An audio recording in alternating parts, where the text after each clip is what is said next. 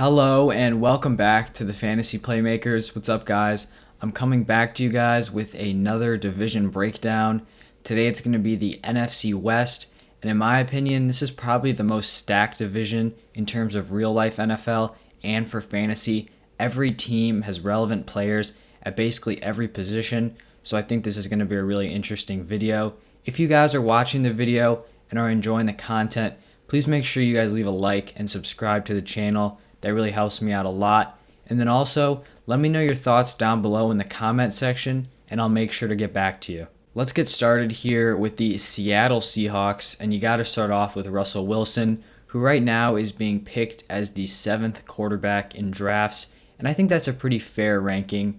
I have him one or two slots lower than that, but in my opinion, I just think he has the name value where on real draft day, people are just going to push him off their draft board because he's a guy they know. He's widely recognized as a top-tier NFL quarterback, and so I just think that's going to push his value outside of where I think he should be selected. But if he's healthy, he's basically guaranteed to finish as a QB1. I just don't really see him having a path to the top 4 like quarterbacks in points per game like I can see with a lot of other guys that I have ranked ahead of him. But he is just a very consistent guy in terms of season to season, maybe not week to week, but from 2012 to 2020, Russell Wilson's entire career, he's basically stayed between like 17 points per game and then 22.5 points per game, which he had last year. So he's always in that similar range. He's always going to be a guy that's kind of a mid-tier QB1, but I just don't see him having that top-tier potential this year. Quarterback points per game continues to rise year after year because of more running quarterbacks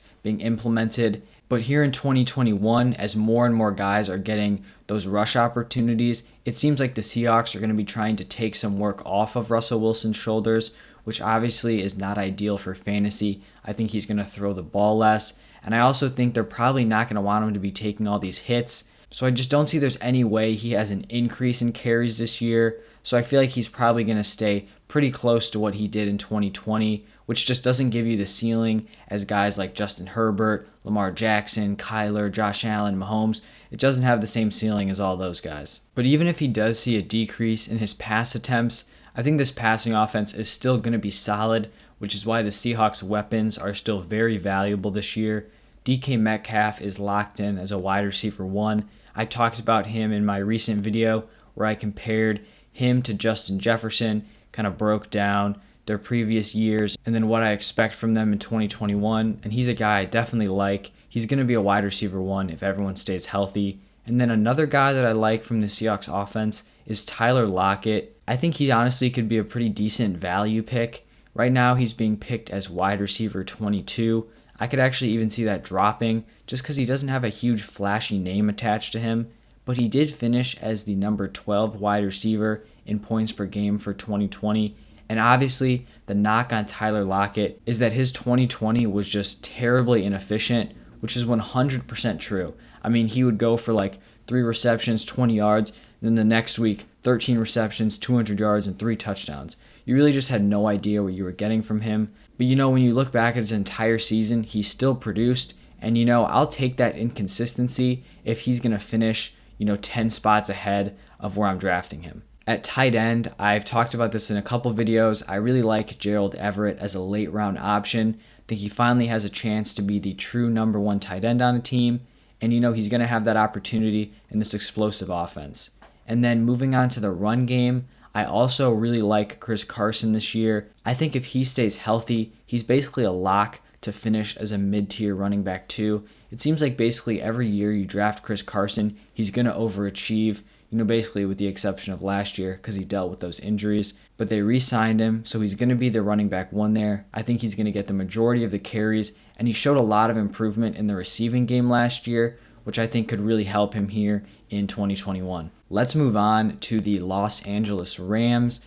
And starting off at the quarterback position, throughout this offseason, I just continue to feel better and better about Matthew Stafford. He did struggle last year, but with the Detroit Lions, he was basically in a pretty unwinnable situation. There wasn't a lot going for him. Kenny Golladay dealt with injuries, and then it seemed like he was basically holding out at the end of the year, so he just didn't have those top-tier weapons. But I just want to remind everyone that before Stafford had his season-ending injury in 2019, he was the QB4 in points per game, and that was while playing on an offense that honestly wasn't that great. It wasn't as bad as 2020, but it still wasn't one of those top-tier offenses with a ton of top weapons. And so being traded to the Rams, Matthew Stafford has upgraded tremendously. He's now playing alongside two stud receivers in Robert Woods and Cooper Kupp. He has a solid tight end in Higbee. He has a great offensive-minded head coach in Sean McVay, and they have a solid run game, solid O-line.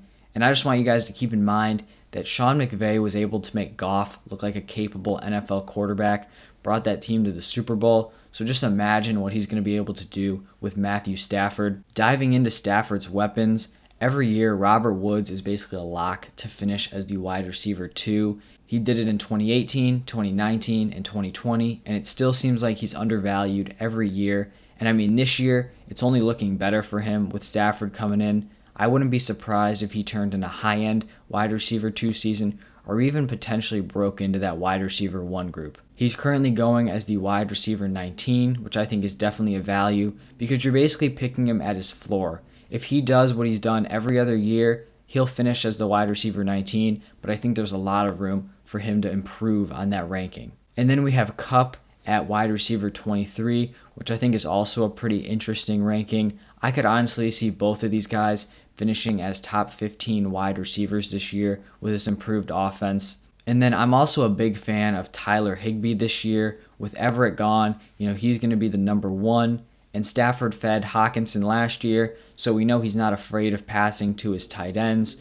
So another guy that I like out of this Rams offense. Finishing up with the run game, Cam Akers, a guy I definitely like. He's in my top 12 running backs. I think he's going to be the workhorse of that offense. Took him a while to get going last year, but once he finally broke out, the Rams were just feeding him. I expect that to continue into 2021. He may not get super involved in the passing game. They didn't really use him there last year, but he's going to get around 20 carries a game on a high-scoring offense, which is definitely something you want to see. And so to wrap it up, I'm pretty high on basically every position here on this Rams offense. Let's move on to the Arizona Cardinals.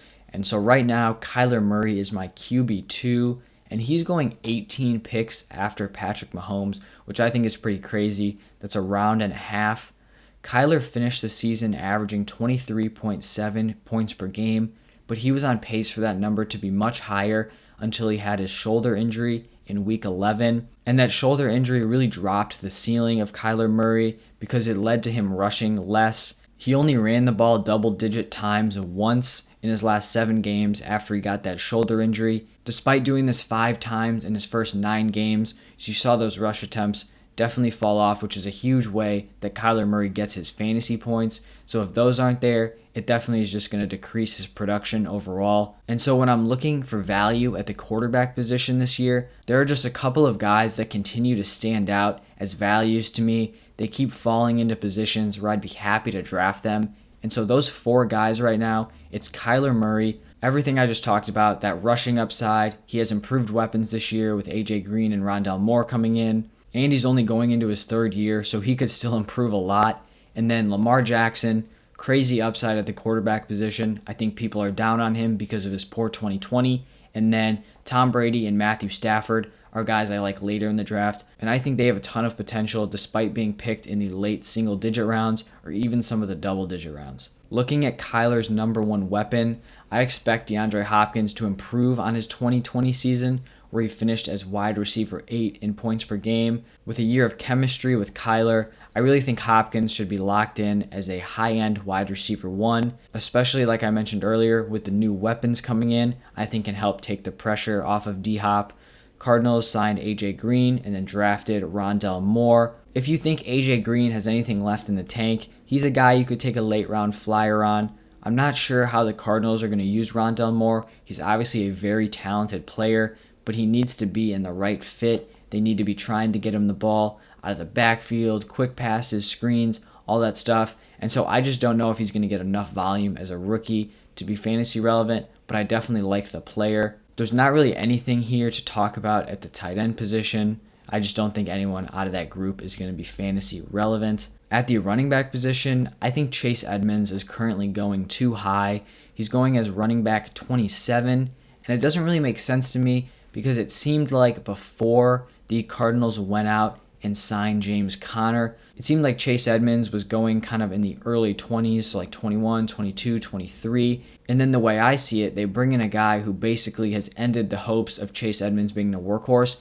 and his ADP barely drops. So I think he's definitely overvalued here at running back 27. He's one of the best receiving backs in the NFL, but I just think the Cardinals have made it clear they do not want him to be the workhorse, which is why they brought in James Conner. And I think James Conner is a much better value going at running back 38.